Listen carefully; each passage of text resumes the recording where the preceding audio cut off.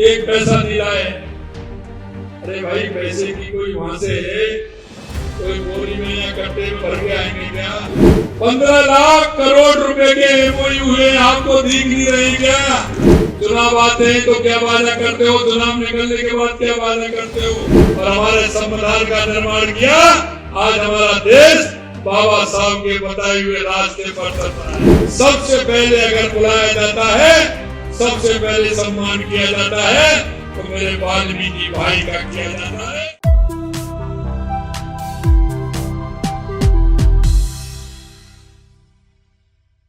ऐसा कार्यक्रम है कि आप लोग काफी समय से मेरे को इस कार्यक्रम में आमंत्रित करने के लिए, सम्मान करने के लिए बुला रहे थे, लेकिन मुझे पता है कि आप लोग जिस तरह से समाज सेवा का काम करते हैं, आप अपने दायित्व का निर्वहन करते हैं, मुझे लगता है कि मुझे आप लोगों का सम्मान करना चाहिए। मित्रों, क्योंकि अगर इस देश के अंदर अगर बीमारी को दूर रखना है, स्वस्थ रहना है, तो सफाई बहुत आवश्यक होती है। और मैं धन्यवाद देना चाहता हूं देश के यशस्वी प्रधानमंत्री नरेंद्र मोदी जी को। उन्होंने स्वच्छता अभियान 2 अक्टूबर 2014 से प्रारंभ किया था और वो पूरे देश के अंदर यह जन जन का अभियान बन गया है। और इस अभियान के द्वारा मैं कह सकता हूं कि उन बीमारियों से और गंदगी से बचाने का काम मेरे राष्ट्र निर्माण में योगदान अगर किसी का है तो वो सबसे पहले आप लोगों का है, आप लोगों का है। और आपने देखा होगा, माननीय कालीचरण जी सराफ कह रहे थे कि भारतीय जनता पार्टी का और वाल्मीकि समाज का ये नाता है। और मैं आपसे कहना चाहता हूं, आज 21 अक्टूबर है और ये 21 अक्टूबर ये जनसंघ की स्थापना का दिवस है, जब भारतीय जनता पार्टी जनसंघ के नाम से एक राष्ट्रीय दल बना था। आज 21 अक्टूबर 1951 को, आज को 21 अक्टूबर है। और उस समय भी वाल्मीकि समाज का बहुत बड़ा योगदान था।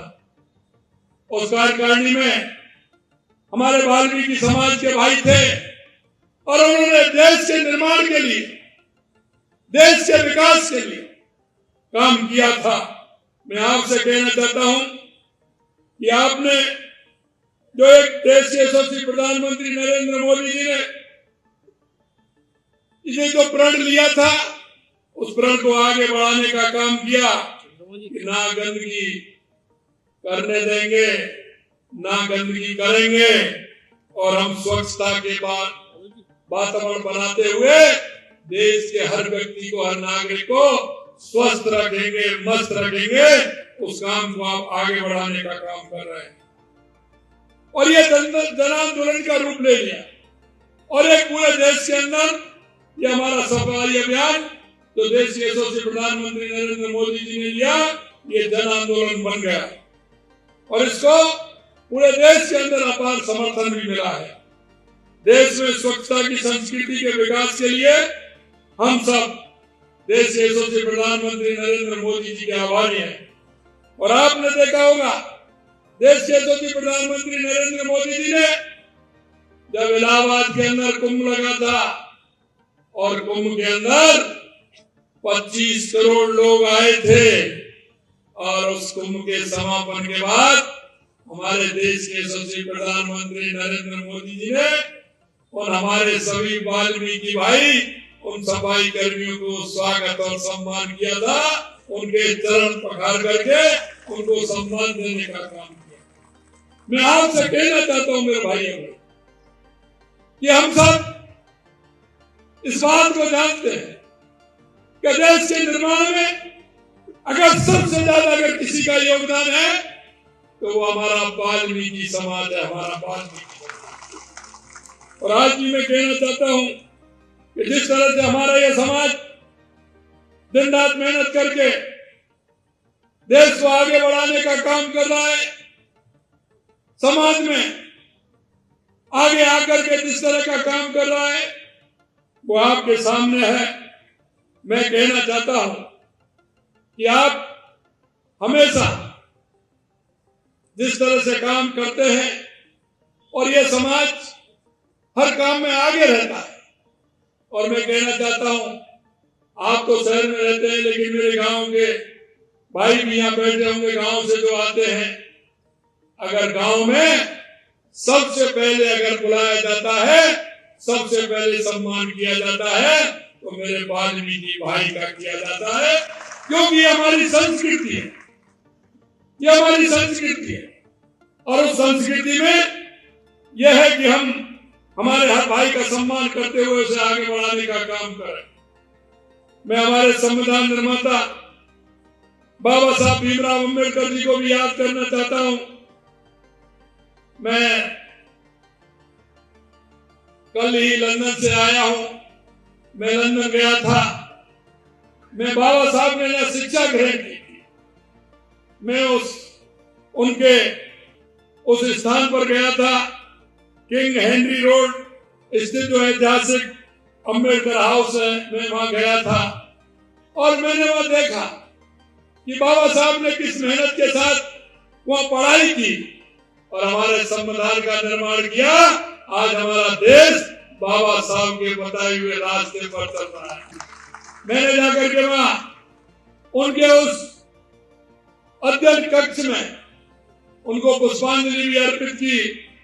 मैंने उनका वो अध्ययन रूम भी देखा और मैंने, क्योंकि उसके पीछे जस्ट रेलवे स्टेशन था, मैं पीछे निकल करके देखा कि बाबा साहब वहां से जब रेलवे की गाड़ी आती थी तो उन लोगों ने मेरे को बताया कि बाबा साहब जब रेलवे की गाड़ी आती थी तो अपने पढ़ाई करने के लिए उससे रेलवे से जाते थे, रेलवे से आते थे, बिल्कुल नजदीक में स्टेशन है। और उन्होंने जिस तरह से देश का सम्मान बढ़ाने का काम किया, देश के निर्माण में उनका योगदान है, मैं आज उनको भी श्रद्धा सुमन अर्पित करना चाहता हूं। उनकी स्मृतियां जिस तरह से उसमें मैंने देखी, निश्चित रूप से मन प्रफुल्लित हो गया कि बाबा साहब ने यहाँ करके पढ़ाई की और देश का निर्माण करने में अपना सब कुछ उन्होंने दिया। मैं आपसे कहना चाहता हूं कि आपने देखा होगा कि हमने जिस तरह से हमने हर तरह से हमारे सफाई कर्मचारियों की जो भर्ती है, कांग्रेस के लोगों ने देखा चुनाव आया, उनको सिर्फ चुनाव जीतना है। और मैं मेरे भाई और बहनों में कहना चाहता हूं, ये कोई भी चुनाव आए, इन कांग्रेस के लोगों को देख लेना, चुनाव आएगा कोई ना कोई इस तरह का सुपागा छोड़ेंगे, इस तरह की बात कहेंगे जो कभी वो ना पूरा कर सकते, ना उन्होंने कभी पूरा किया। सबसे ज्यादा अगर देखा होगा जब भी चुनाव आते हैं झूठ और लूट की बात करते हैं, कोई ना कोई नई अफवाह फैलाने का काम करते हैं। मैं आपसे कहना चाहता हूं, उन्होंने चुनाव से कितने दिन पहले सफाई कर्मी की भर्ती निकाली, उसमें भी किस तरह का व्यवस्था की कि जो भर्ती हो ही नहीं पाए। मैं आपको कहना चाहता हूं, हमने आपके माध्यम से जो आपने बताया, आपके लोगों ने जो हमें सहयोग किया, आपने कहा कि इस तरह से होनी चाहिए, हमने उसी आधार पर सफाई कर्मियों की भर्ती निकालने का काम। और मैं कहना चाहता हूं आने वाले समय में हमारे सभी सफाई कर्मचारी जो हमारी भर्ती प्रक्रिया है वो हमारी चल रही, इसके लिए सार्वजनिक सफाई व्यवस्था में कार्य अनुभव का आधार हमने रखा है और उसके आधार पर आवेदन कर सकते हैं। और हम लॉटरी के माध्यम से नगरीय निकाय सफाई कर्मचारियों का चयन करने वाले हैं, उसमें आपका चयन होने वाला है। इन भर्तियों के लिए मैं कहना चाहता हूं कि इतनी बड़ी भर्ती पहले भी हमारी सरकार ने 2018 में 21,000 पदों की भर्ती की थी और अभी हम 24,000 पदों की भर्ती भी हमारी सरकार कर रही है। मित्रों, मैं इतना कहना चाहता हूं कि हमेशा भाजपा की सरकार हमेशा सफाई कर्मियों के हित में काम करती है, हमेशा आपके हित में काम करती है। हमारी सरकार ने भर्तियों में आपकी मांगों के अनुरूप संशोधन कर नियमों का सरलीकरण भी किया है। लॉटरी के माध्यम से पारदर्शिता तरीके से पारदर्शी से भर्तियां करने का काम भी किया जाएगा। जबकि पिछली सरकार ने भर्तियों में क्या किया, उनमें तो पेपर लीक किए, लेकिन इसमें भी पेपर लीक जैसा ही किया था, इसमें भी पेपर लीक जैसा ही किया। हमारे युवाओं के साथ अन्याय करने का काम उन्होंने किया। और मैं कहना चाहता हूं, हम जब उनसे कहते हैं ये सफाई कर्मी की भर्ती नहीं, आपने देखा होगा हमने 60,000 4th क्लास चतुर्थ श्रेणी कर्मचारियों की भर्ती भी हमारे कैबिनेट में हमने निकाली है। हमने 90,000 भर्तियां, 60,000 वो 24,000 ये 7,000 भर्तियां हमारे ड्राइवरों की हमने एक साथ 90,000 भर्तियों को कैबिनेट ने मंजूरी दी है। कोई भी गांव, कोई भी ढाणी, कोई भी मोहल्ला ऐसा नहीं होगा जिसमें युवाओं को नौकरी नहीं मिलेगी। मैं इतना ही कहना चाहता हूं, हम 5 वर्षों में हमने जैसा कहा है कि हम 5 साल में 4 लाख भर्तियां करेंगे और हमने ये भी कहा है कि हम प्राइवेट क्षेत्र में 6 लाख भर्ती करेंगे और पूरी भर्तियां 5 साल में 10 लाख करेंगे, 10 लाख करेंगे। कांग्रेस के लोग कह रहे हैं, कांग्रेस के लोग कह रहे हैं, मैंने कल भी कहा था, आज भी कह रहा हूं, वो कलम और डायरी साथ में रखें, हिसाब लगाते चले कि हम कितनी भर्तियां निकाल रहे हैं और कितनी भर्तियां हम कर रहे हैं।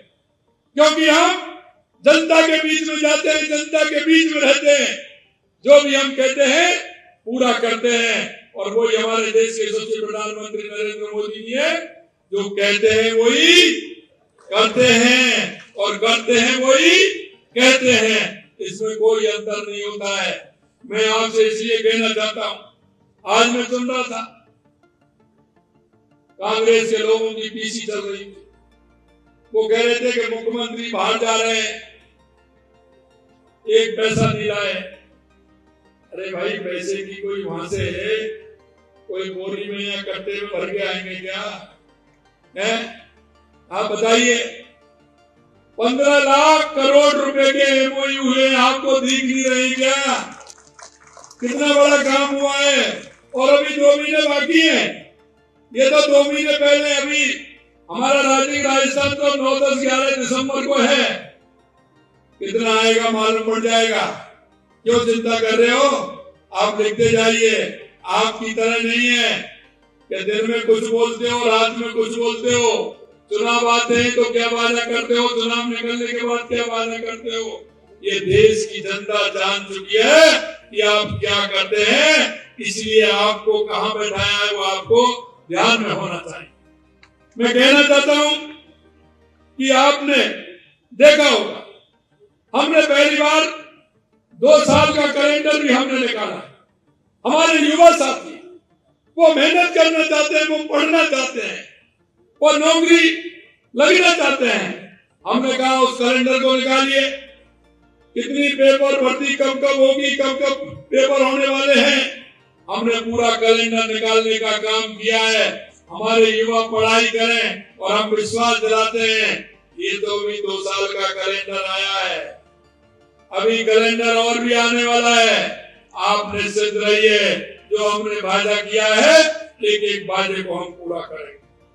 मैं आपसे इतना कहना चाहता हूं मेरे भाई और बहनों, हमारे सफाई कर्मचारी बंधु विषम परिस्थितियों में काम करते हैं। ऐसी स्थिति में उनके स्वास्थ्य का ख्याल रखना हमारा काम है कि हम उनके स्वास्थ्य का ध्यान भी रखें। उनको हम किट भी उपलब्ध कराएंगे, जिस तरह का होगा, क्योंकि हम बिना संसाधन के काम करेंगे, कोई भी दिक्कत हो सकती है, हम संसाधन के रूप में काम करेंगे, जो भी आवश्यकता होगी उसको भी पूरा करेंगे, ये भी हम आपको विश्वास दिलाते हैं। हमने कहा है RDHS के तहत फेफड़े, किडनी और त्वचा से संबंधित बीमारियों को निःशुल्क इलाज की व्यवस्था कराएंगे। किसी भी तरह की बीमार होगी हम आपको निःशुल्क व्यवस्था कराएंगे, ये भी हमने कहा है। हमारे सफाई कर्मचारियों को रियायती दर पर ऋण उपलब्ध कराने की व्यवस्था भी कराई जाएगी। भारत सरकार द्वारा कराए जाने वाले स्वच्छ सर्वेक्षण में आप सफाई कर्मियों के सहयोग से हम अच्छा प्रदर्शन करें, इसके लिए भी आप सभी से मैं सहयोग की अपील करता हूं। आपके इस योगदान को प्रदेशवासी कभी नहीं भूलेंगे। मैं आप अपना सेवा भाव आगे बनाए रखें, ऐसी मैं आप सभी से उम्मीद करता हूं। और मैं आपको विश्वास दिलाना चाहता हूं कि आपकी सरकार हमेशा आपके साथ है, किसी भी तरह की चिंता करने की आवश्यकता नहीं।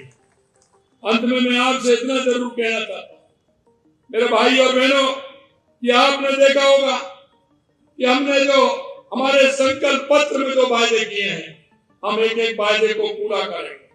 मैं इतना ही कहना चाहता हूं आप सभी लोगों से, क्योंकि हम भी इस देश के, प्रदेश के एक नागरिक होने के नाते हमारे कर्तव्य का भी ध्यान हमको रखना है।